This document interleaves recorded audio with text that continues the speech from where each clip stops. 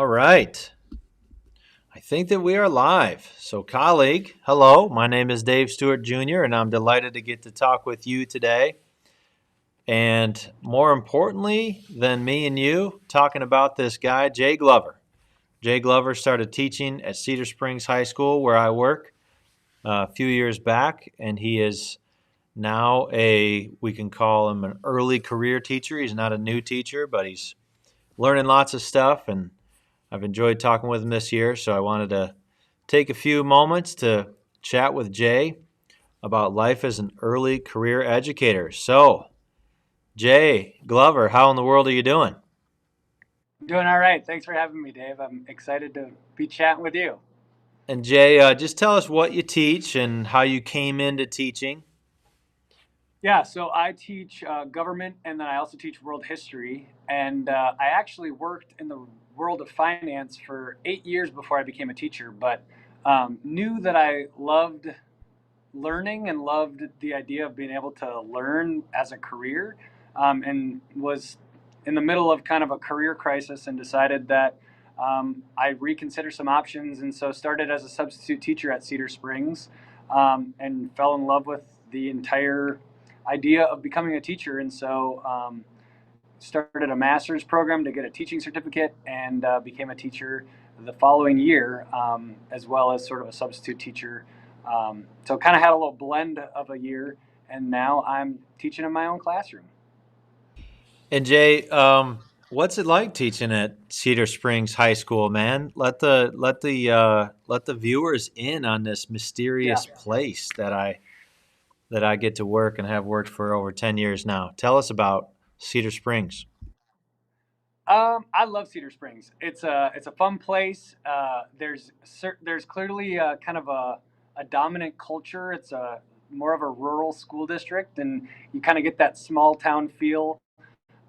Everyone was at the Cedar Springs parade a couple weekends ago, and um, you know that kind of epitomizes what I think being a part of Cedar Springs School District is seeing tractors roll down the main drive, the main road as your students are waving and throwing candy at you. So, um, but it's a great school. There's enough students where you feel like you're meeting new people and seeing new faces all the time, but not so big that you feel like you're lost or like you can't make meaningful connections that last over the course of multiple years, and potentially are able to see your students as a freshman and then again as a sophomore, just because of the nature of the classes that I teach. So, but I love my time here. I don't know why I would ever leave this place, especially if I get to hang out with you, Dave. Right? Exactly. So, a little context, colleagues. Jay was assigned to me for better or worse as a mentee, and I've been delighted to watch him grow.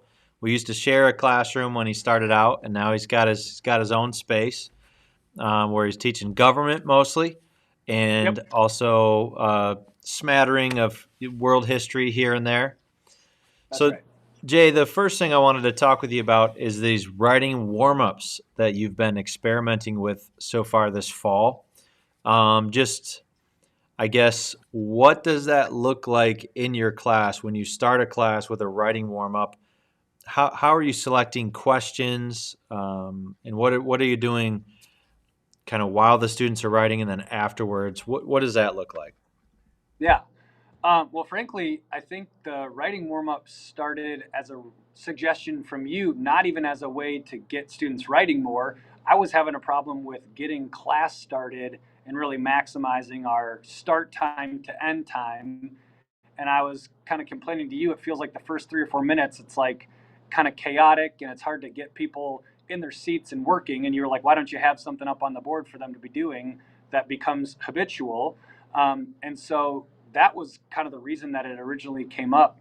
But then, just as a way of sort of killing a couple of birds with one stone, you suggested, why don't you do a quick write? It's a way for kids to be thinking independently, for them to be writing down their ideas, and can kind of give you some space to have meaningful conversations after. And so I tried it. I'm trying to recollect what it was the first question I asked, but it's escaping me at the moment. I'll follow up with you on that. But essentially, the way I chose it the first time was we were just watching the news because it was a government class that I was teaching, and I just asked a simple question about Congress.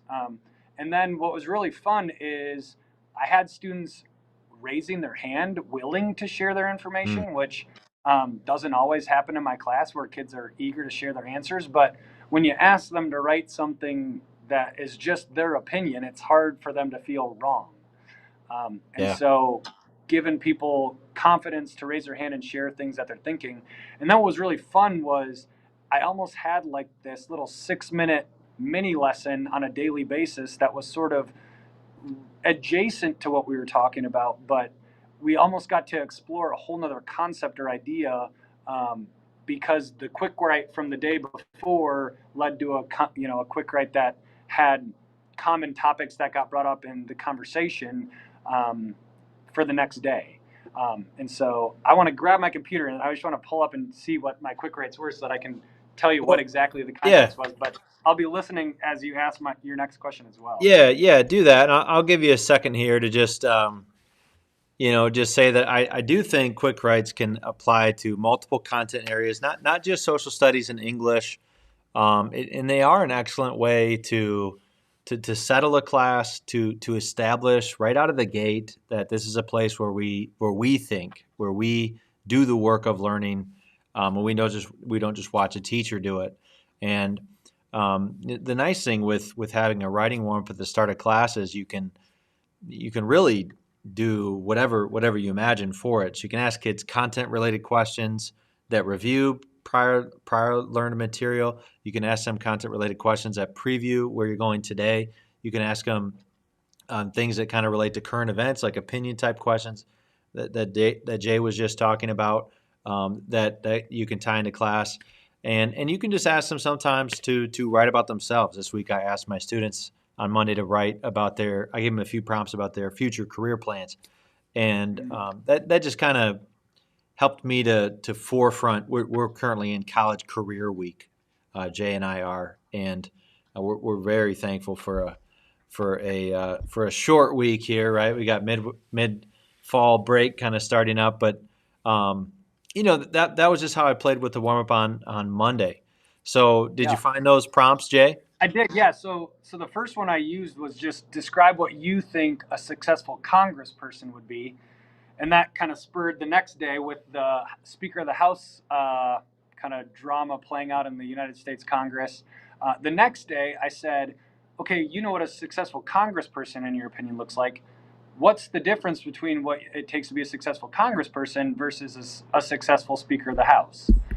And kind of helping them to realize there's nuanced differences. And in fact, being the leader of the Congress takes a different skill set than being just a successful congressperson. And so that was sort of where we took it. And then the next question, because we saw this drama sort of playing out in the Congress where the Speaker of the House was kicked out of his job, which was sort of an unprecedented move, the next day we got to discuss, hey, is this how Congress should be working? Should they be able to just throw out their leader if they don't like them?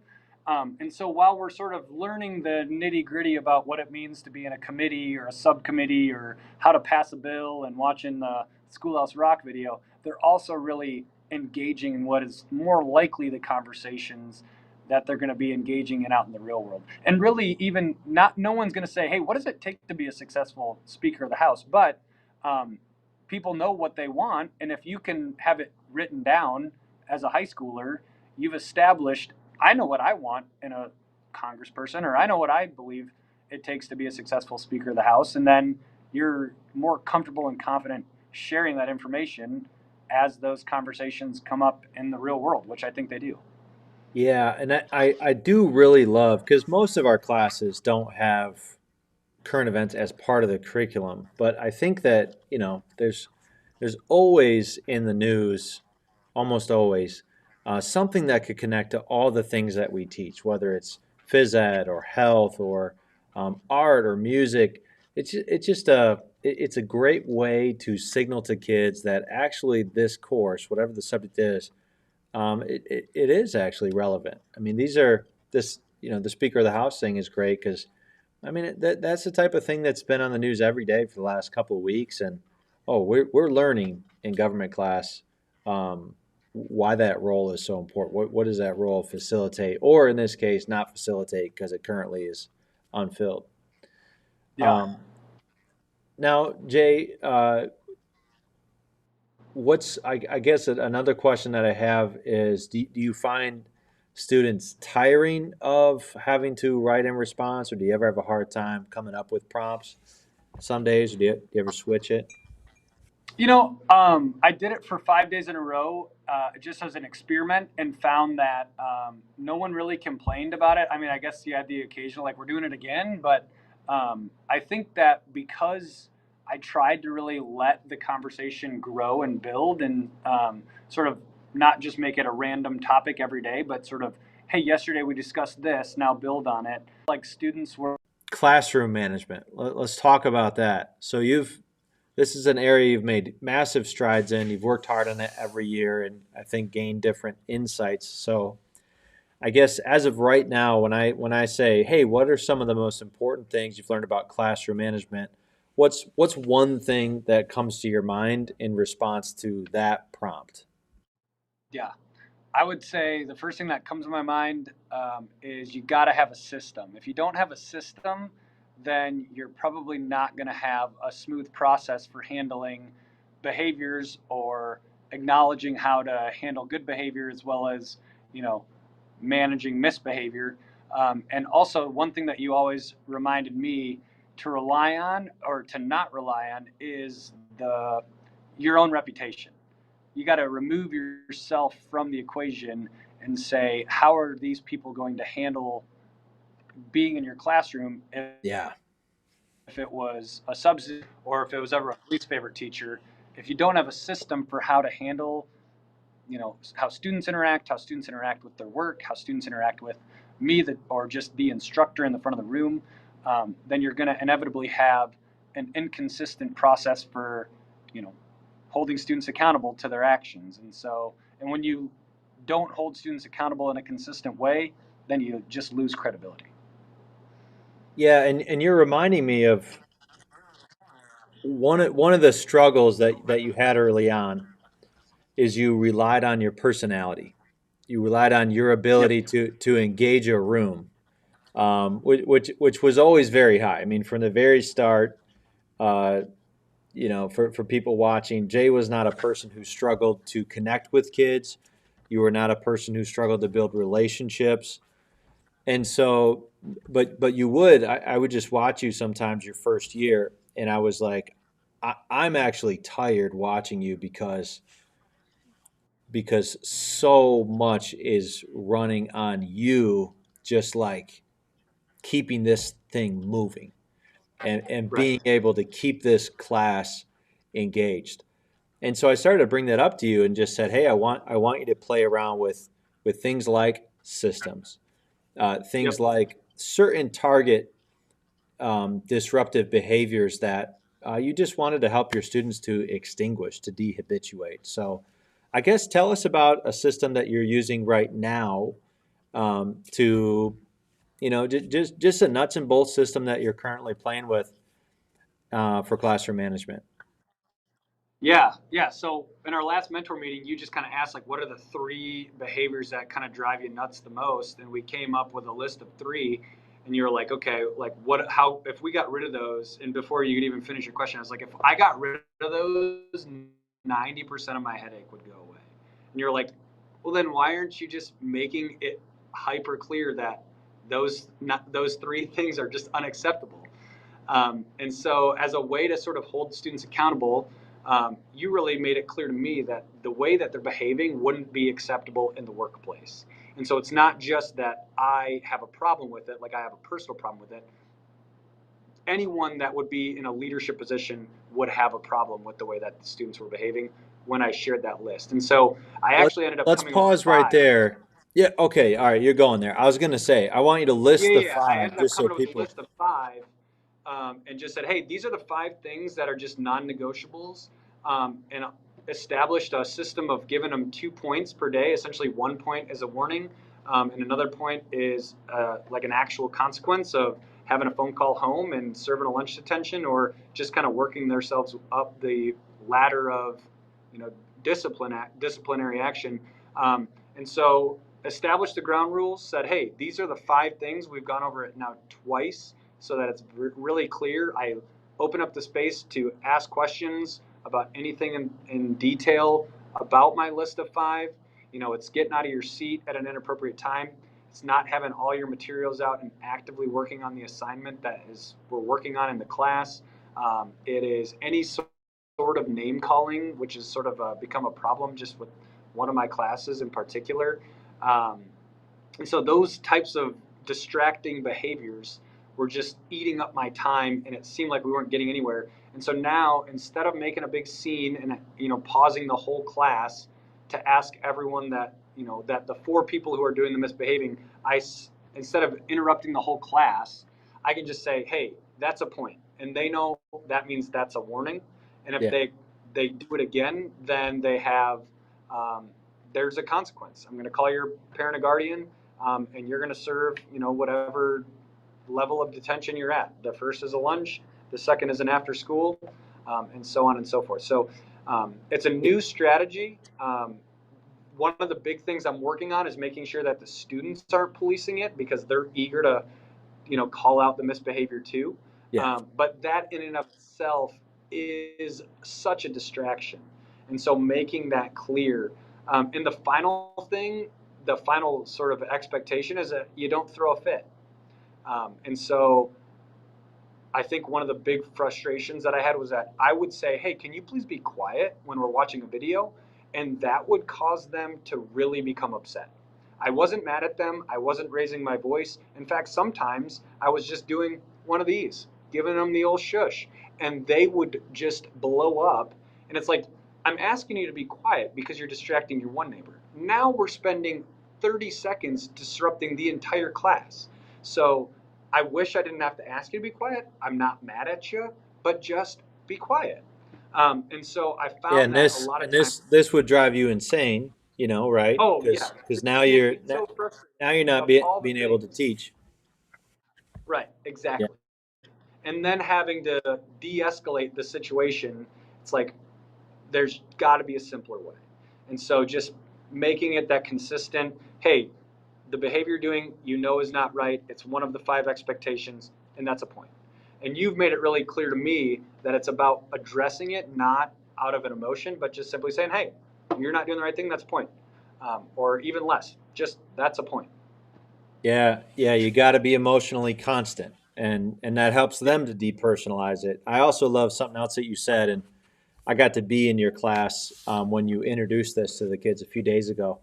Um, and it's this idea of framing these as these are career and college skills. These are very yep, basic things that are going to you want to extinguish these from your behavioral playbook now, because as you go into jobs, and it really, pick the job, but when you get constructive feedback from a superior in your job, and you kind of become defensive automatically, and as you put it, throw a fit. And I watched all the kids; they all knew exactly what you meant.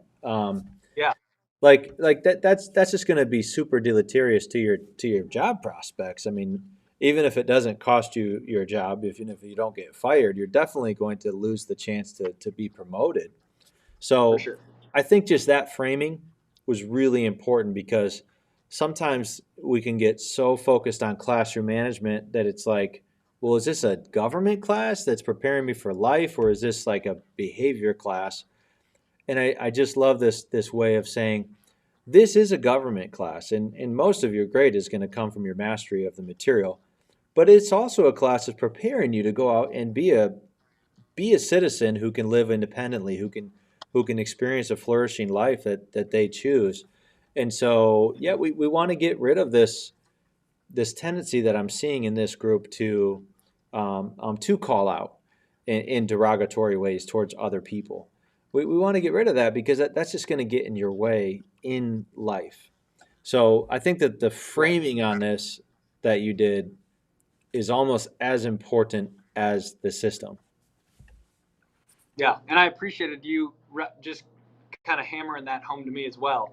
And so I took the opportunity in expressing what the rules were once again today, and just making that abundantly clear. Hey, this isn't even about this class. This is about building lifelong habits that are going to set you up well. Or as our revered leader, Mr. Simmons, would say, we're elevating our personal best. Yeah. Okay, one more thing. Speaking of revered leaders, you've been a bit of a leader in this world of putting yourself out there on YouTube and making it so that your Yeah, students can consume some of your teaching on their own time. And you've actually seen the kids get pretty engaged with that. So talk to us about your YouTube project and tell us where we can find it first of all, but also kind of what's your vision there? Why is that something that you've decided to give some of your work time to? yeah.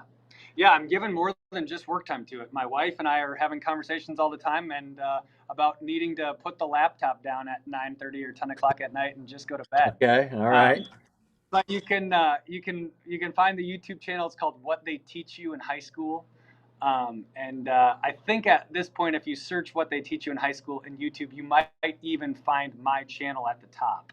Um, but I love government. I explain to my students, I love government. I have a master's in public administration. I paid for that out of pocket well before I thought I was going to become a teacher. I love to read the news. I love to track what's going on in our government. And so it's just my passion.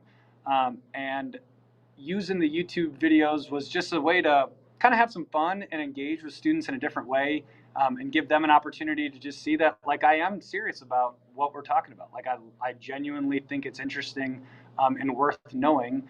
And then once I made a couple videos, you just realize, they're not necessarily always super sharp, but it sharpens you. You have to be uh, super focused when you're making a YouTube video, because every second is a second that somebody could decide they're no longer interested in watching the video. And so honing in my, mini lectures in class and then putting them on YouTube, or vice versa, having a topic and then really coming together and putting like a succinct, you know, 9 minute or 5 minute long presentation on it, really helps you to just dial in what is it exactly I want my students to know, and what's the most important information that they need to know. Yeah. So I like doing it. It seems to be a good reason for students to be on YouTube. There's a whole bunch of reasons that they shouldn't be on YouTube, but it seems to me like What They Teach in High School is a good reason. And the other thing is, honestly, I put it out on like my LinkedIn profile, because there's a lot of people talking about all the things wrong in public education, but I just don't have that many parents in my classroom on a daily basis, and so I'm not persuaded they even know what it is we are teaching our students. And so, as much as it is for students, I want anyone and everyone, parents, community members, to know, like, these are the things that I teach your students in government class. And frankly, I think that they're worth knowing, and frankly, I think that they're worth knowing so much access to it. I love this because I've seen it spark like extra passion out of you. And early career teaching, there's Yeah, just many things you got to work on, stuff that you really can't be aware of until you have classes of your own. Things like classroom management. Um, it's not where your original passion was, figuring out how to handle group psychology amongst 14-year-olds. That's not why you became a right. teacher. So I just think it is very important for early career teachers to think about, okay, is there an avenue where maybe I do want to do something that I just think would be fun, and you're like super nerdy on YouTube, and yeah, I mean, like you said, it's become a personal hobby too. Um, but like I think things like this, producing material for students, they do what you just described, which is they serve many purposes. If a parent is like, "Who is this Jay Glover guy?" Now a Google search or a YouTube search is more likely to pull up, oh, that he must really love teaching because he's got all these videos. And Yeah, especially in our time when there's so much like fear around what are they teaching us in school. Is it this brainwashing, conspiracy of the right or the left? I mean, or is it maybe it's not? And I think Right. that's kind of like a dual benefit of your YouTube channel, because it's like, oh yeah, this is stuff. Of course, I would want.